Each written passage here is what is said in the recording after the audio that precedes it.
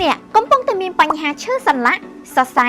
អាស៊ីតក្របពាក្យពោះវៀននិងបញ្ហាជាច្រើនទៀតមែនដែរឬទេទាំងអស់នេះលែងជាបញ្ហារបស់លោកអ្នកទៀតហើយជាមួយឱសថបំពន់សុខភាព We Hope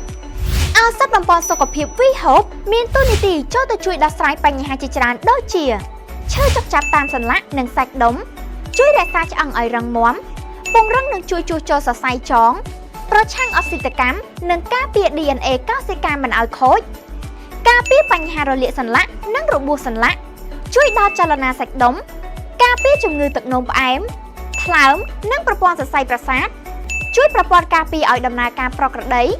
ជួយបញ្ហាក្រពះពោះវៀនឬដងបាតនិងបញ្ហាជាច្រើនមុខទៀតបានយ៉ាងមានប្រសិទ្ធភាព